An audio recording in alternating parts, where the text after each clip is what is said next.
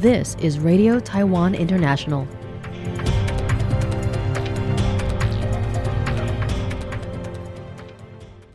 Welcome to the news on Radio Taiwan International. I'm Tristan Hildebrand coming to you from Taipei, Taiwan. We begin with a look at today's top stories for Tuesday, March 3rd.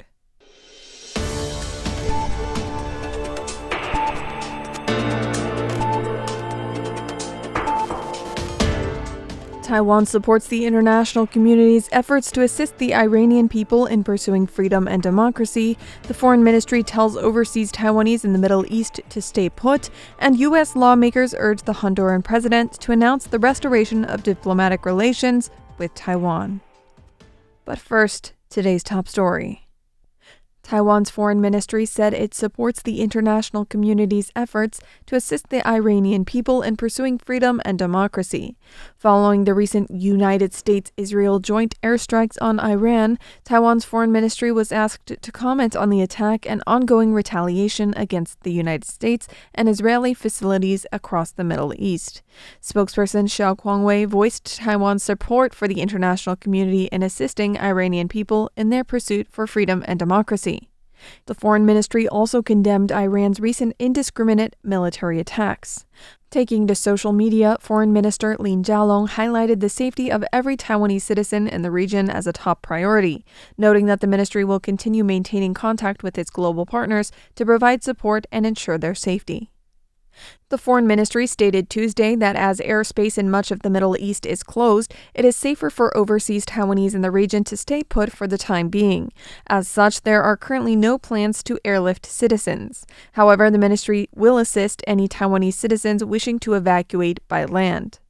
Per Deputy Foreign Minister Francois Wu, there are approximately 3,000 Taiwanese expatriates and citizens in the Middle East, including more than 200 stranded in Israel.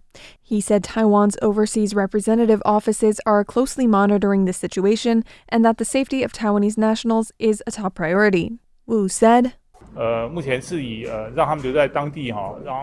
are asking citizens to remain where they are and wait until the airspace reopens.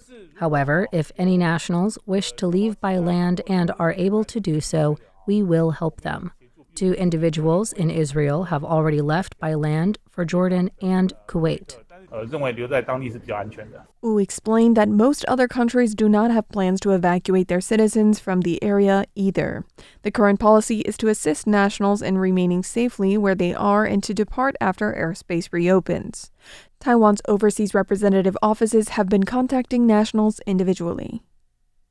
Late last month, United States Republican Congressman Tom Tiffany and Andy Ogles sent a letter to Honduran President Nasri Asfura, who took office this January. In addition to congratulating him on his election victory, they expressed hope that he would announce the restoration of diplomatic relations with Taiwan.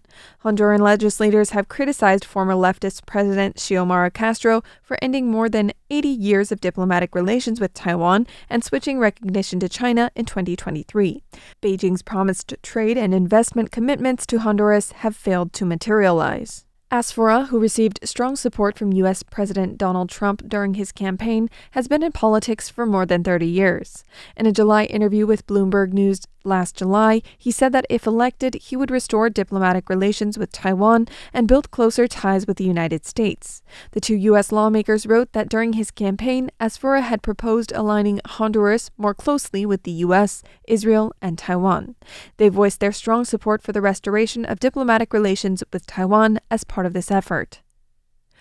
The latest ruling by the United States Supreme Court on tariffs has raised questions regarding whether existing tariffs and agreements remain valid.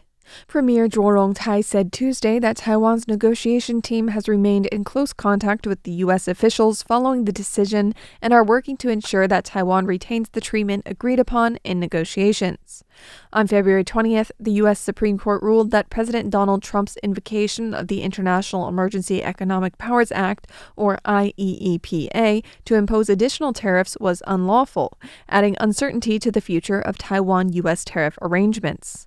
Taiwan's legislature invited Premier Zhuo to deliver a special report about the situation this Tuesday.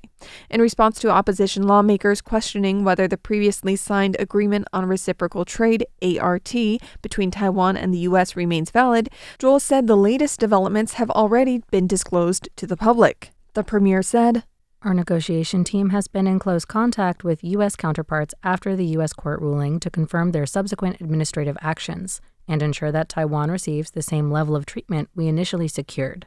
They have promised to notify countries that previously signed agreements, which includes Taiwan."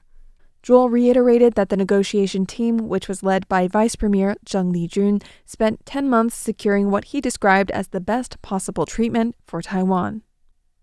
Google says it dismantled a Chinese-linked hacking group that infiltrated 53 organizations across 42 countries. Google says it has disrupted a Chinese-linked hacking group that infiltrated at least 53 organizations across 42 countries. The group, tracked as UNC 2814 and known as Gallium, has spent nearly a decade targeting government agencies and telecommunications companies, according to findings Google shared with Reuters. Zhang Hallquist, chief analyst at Google's Threat Intelligence Group, described the operation as a vast surveillance apparatus used to spy on individuals and institutions around the world. Google said it worked with unnamed partners to terminate Google Cloud projects controlled by the hackers, disable internet infrastructure that they relied on, and shut down accounts used to access Google Sheets. Investigators say the group used Google Sheets as a command and control tool, allowing its activity to blend into normal network traffic and evade detection. Google emphasized that none of their products were compromised. Instead, legitimate services were abused. Charlie Snyder, senior manager at Google's Threat Intelligence Group, said the hackers had confirmed access to 53 unnamed entities across 42 countries. At the time of disruption, they may have had potential access in at least 22 additional countries. In one case, the group installed a backdoor known as GridTide on a system containing full names, phone numbers, birth records, voter identification, and national ID numbers. Google said the activity was consistent with efforts to identify and track specific targets, including possible monitoring of call data and text messages through telecom systems. The company said the campaign is separate from another China-linked operation known as Salt Typhoon, which U.S. officials have tied to attacks on American organizations and political figures. Joey Chow for RTI News. French arrivals to Taiwan have surpassed pre-pandemic levels, prompting Taiwanese tourism operators to step up promotion in France while calling for more French-speaking guides to meet growing demand. At a Taiwan tourism promotion event in Paris this Monday, industry representatives said French travelers are increasingly drawn to Taiwan's culture, cuisine, and outdoor activities, but frequently ask whether French-language tour guides are available. Per Taiwan's tourism administration, 53,818 French travelers visited Taiwan in 2025, of which approximately 45.8% visited for tourism purposes. This exceeds levels seen before the COVID-19 pandemic. This year's tourism promotion event highlighted Taiwan's diverse experiences and year-round appeal through the Taiwan Waves of Wonder theme, featuring cultural performances, craft exhibitions, Hakka art, and traditional lion heads. Taiwan's representative to France, Hao Peizhi, said Taiwan allows travelers to move from mountains to beaches and from historic districts to modern cities within hours. Tourism officials said digital marketing and social media have played a growing role since the pandemic, with short-form content on Facebook and Instagram generating strong engagement. Industry representatives say French visitors often prefer small groups and are especially interested in temple architecture, indigenous culture, hiking, and cycling. Food is another major draw, with travel agencies citing popular stops such as Din Tai Fung as memorable experiences for French guests.